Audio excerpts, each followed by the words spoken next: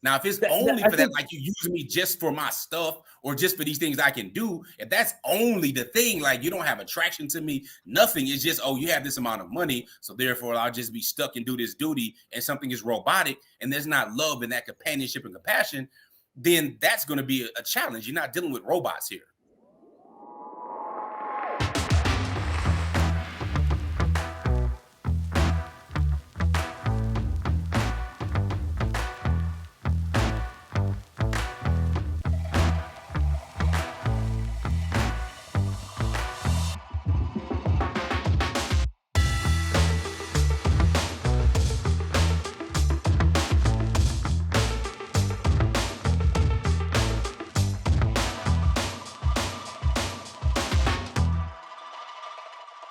Let's get it. I'm gonna let a brother know and a sister know.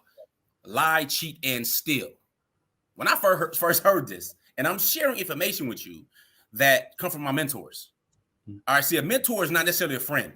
They can be a friend possibly, but they're not going to tell you what you want to hear. They're going to tell you what you need to hear.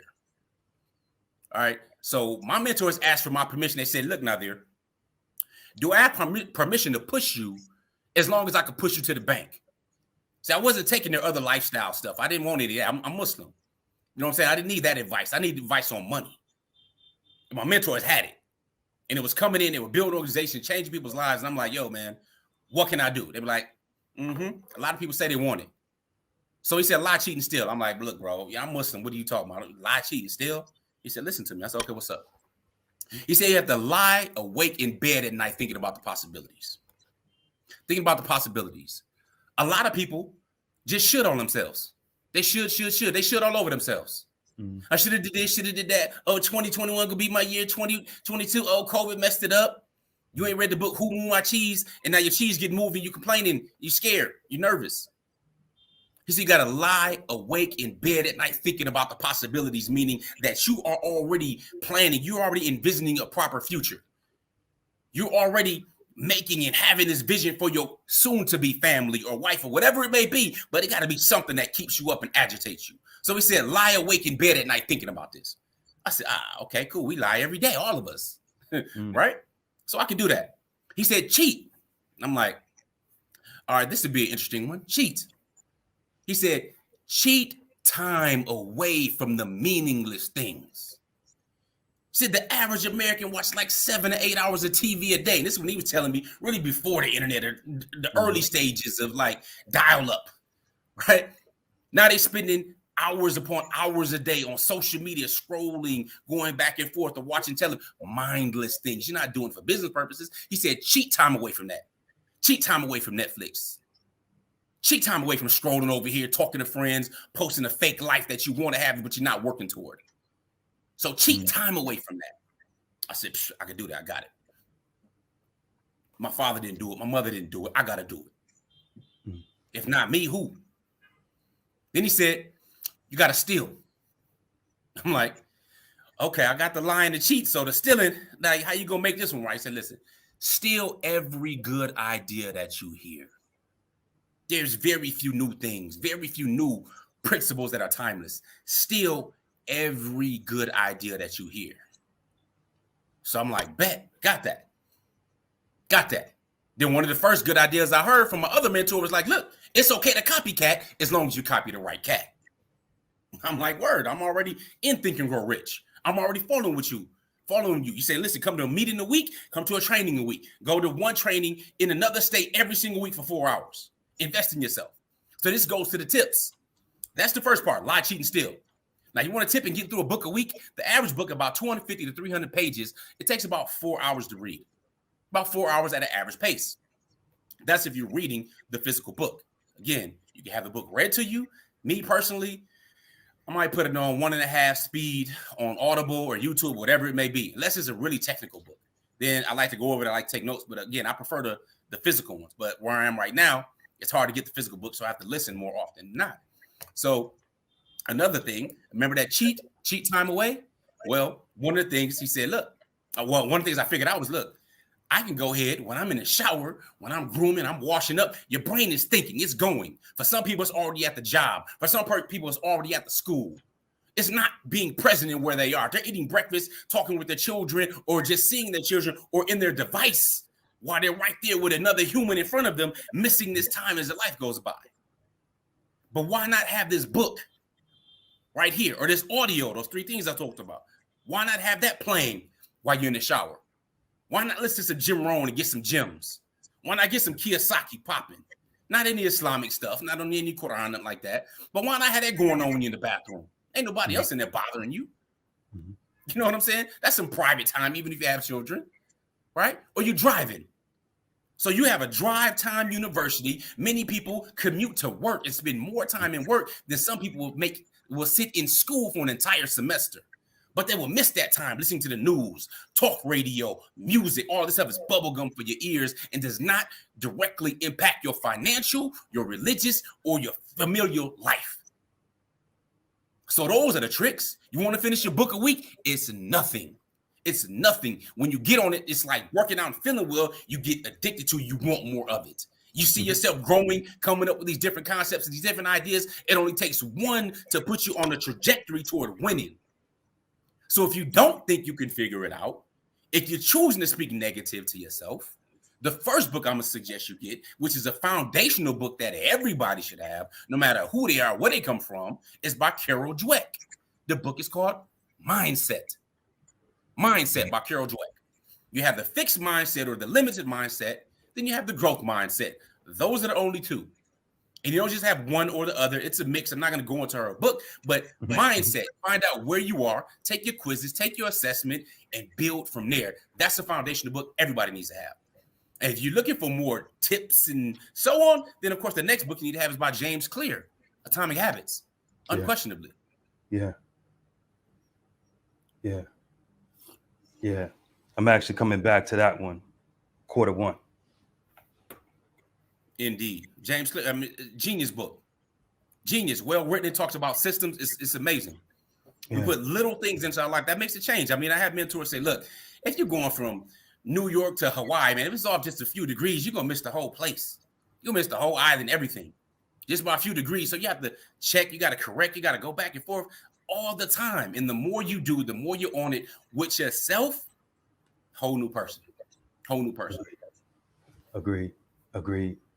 Let me come back, because I also want to, because you kind of slid that in there, subtly but clearly, about every brother should prepare for polygyny.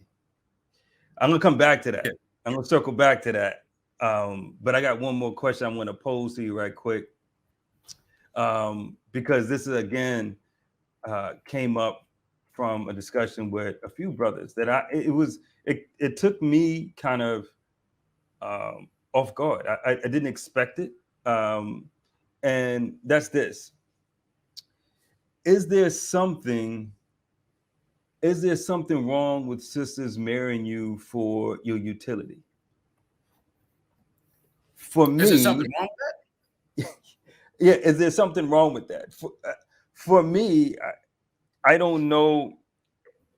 So I have one response as the coach counseling lens that I gave, but on a personal level, to me, that's what you want, right? Like I want to be able to present to a sister that I have utility, that I can bring a certain lifestyle, a certain comfort due to the resources that I'm able to procure. And so it took me off guard when a few brothers were taken back by that. Right? So it just no judgment, but it just I just like, that's what you expect from a woman, right? Like, am I off? Like, honestly, like, real talk, like, am I off? The word that's missing, the word that I think is missing here is there something wrong with sisters only marrying you for your utility? You know what I'm saying? If this is the only reason they're marrying you, as in they're not looking at developing a relationship or having love and building a family and those types of things, having some type of sakina in the marriage, then you just feel you're being used. but you want to be used. I mean, there's songs about it. You use me till you use me up, right? So you want to have the ability, one, to demonstrate, of course, your worth, but at the same time, you're doing the same thing for her utility, which is totally different than hers. That we need each other, regardless. Now, if it's only for that, like you use me just for my stuff or just for these things I can do, if that's only the thing, like you don't have attraction to me, nothing, it's just, oh, you have this amount of money, so therefore I'll just be stuck and do this duty, and something is robotic, and there's not love and that companionship and compassion, then that's going to be a challenge. You're not dealing with robots here, you know, but there's an expectation of that. You are supposed to do that. As a man who has daughters, you think I'm not going to be looking for a man who can demonstrate his utility and ability to get things done and take care of? That's common sense to me. Sadly, we get today that you as a man can be just like a woman. And this whole thing is, you know, men are basically women with penises and women are men with vaginas. We're all the same and have the same thing. No, we're not. We're different. We're built different, want different things, and we're supposed to be. That's normal. It's natural. It is what it is. There's nothing wrong with a woman doing it. That's how they choose. They hypergamous in general, right? So they're supposed to be able to do that. The question is whether or not we feel that we have enough confidence and self-esteem to be the one they choose because of that, or at least are leaning toward or attracted to because of that. You know, because if we don't set expectations and standards for ourselves, best believe somebody else has them for us. And one of my mentors told me a while ago, it's like, if you don't set goals, don't worry. You don't have to really worry about it, because somebody else already has you as part of their plan. Yeah. You know, so it wouldn't make sense to me. Now, if it's only for utility, then you get into the part of using somebody. You know, for yourself, I'll give an example. Somebody can see you, you're doing things, you're making stuff happen, everything else. And now, just like you get male predators, usually that, you know, is related to sexually, you also get female predators. You know what I'm saying? Traditionally called gold diggers, so on and so forth, right? So we have these things for people who only want to utilize somebody for their utility, meaning that's it. That's the only thing you can do for me. This what I'll do is just transactional. And that takes out the love, the compassion, and these other things that marriage is really built for. You know? Do you think a part of that is, I get it. Do you think a part of that is not having a vision? Because for me, what I'm thinking is, if a sister comes to me and she sees the utility that I can bring to her life, the comfort, she understands, because I have a vision, that there's a program that she has to get on to get access to that utility. Right? Like, that's the thing. That's the thing. They have to recognize that there's value to begin with. Understanding that value, that's part of your utility, your being as a man, and you being able to demonstrate this stuff. You got a track record already. Okay, that makes absolute sense. The question comes that second part. All right, if a person doesn't, if that word only means, it's a lot. It's just in that little word, because if it's only, it stops there. She has to do nothing. She has a right to claim and want and all this kind of stuff. Women are going to do that. Like I said to begin with, these things, including confidence, make you attractive. That's across the board. It doesn't matter what country, doesn't matter any of that. Women are going to be attracted to somebody with confidence, have their stuff together, have their mind together, have their vision, have some money. They're going to be attracted to that, no matter how you look. All right, no matter how you look. That's not the highest on their list like men. Men are seduced by their eyes, women are seduced by their ears. So that's supposed to be there. The next step is, if it's only, then of course there's not anything she's going to be trying to get with. She's going to be, I'm me, so therefore I have a right to you in your utility. That doesn't make any sense. Because now if you want me and to fly under my wing and my protection, and it's my plan, you're joining my team. I'm not joining your team. But the challenge when it comes to men, sometimes is that other experiences play into their current ability to be objective. So it's she used me before, she's done this, and no, they only want you for this and they play you, you know. So we get those type of reactionary things from men just as well as women. They build walls, men build walls as well, but ours look a little more polished and more smooth because we don't tend to share those losses or where this feeling comes from. Yeah.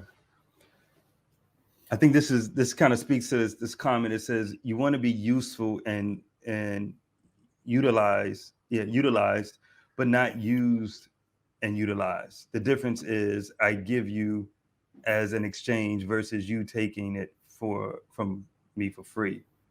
Yeah, I think again for me when I hear this whole dynamic, it's that leading part. It's like having that vision, having that program, and any sister knows that when she comes in your space or she wants to get on the team, she's going to have to bring some value, and that's a fair exchange.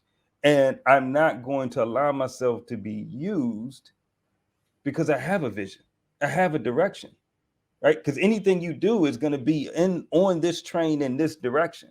We're not stopping to go in a different direction. You got to get another brother for that. So I just it was something that came up that for me I found a little bit I was perplexed. Like this is you want to be able to afford a woman a certain comfort, right? And she's going to give you that in exchange because of what she brings to the table, right? I said it before, it's a dance, and you just got to be willing to dance, right? Let me come to this other piece since you brought it up. You know what I mean? I'm gonna put it on you since you brought up the P word. You brought it up. I was trying to be, but there you go. Put this. You have something to say about it? Yeah, talk to me because okay, let me give you the context for this. The question is, what age should sisters entertain polygyny? And my question to you is this. Let me give you the background for this question. What I've found, and I would love to hear your perspective, what you're seeing. What I've found is typically younger sisters are opposed to polygyny, right? Although recently I found something interesting in my client base is that younger sisters are seeming to get it, right? They're starting to get it that, this is not this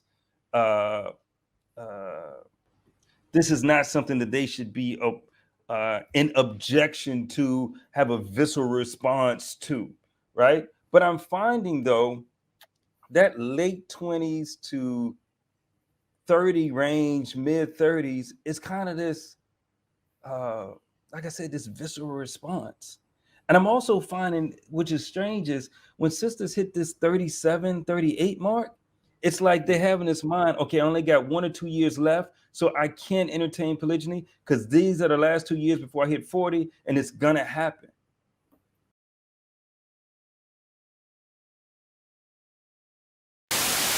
Polygamy what? Reporting for duty, husband, sir. Formation. I am Coach Nazir. I'm his wife, Coach Fatimah. And I am Coach Nyla. I am also his wife. And if you think this is how polygamy actually works, you sadly mistaken.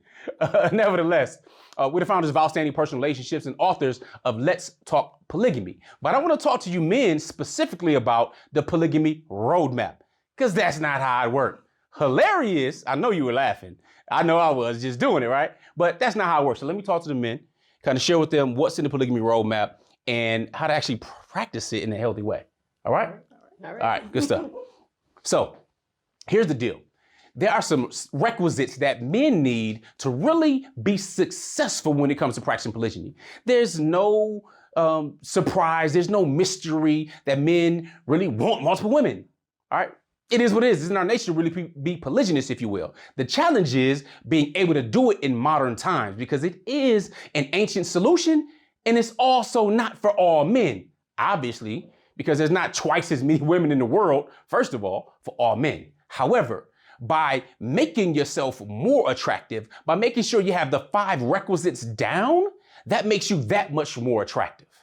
All right, and having your choice of high quality and high value women is totally different than just being average. I'm not telling you to be average. I want you to be outstanding. Average is nothing but the top of the bottom or the bottom of the top. But what I want you to do, go to polygamyroadmap.com.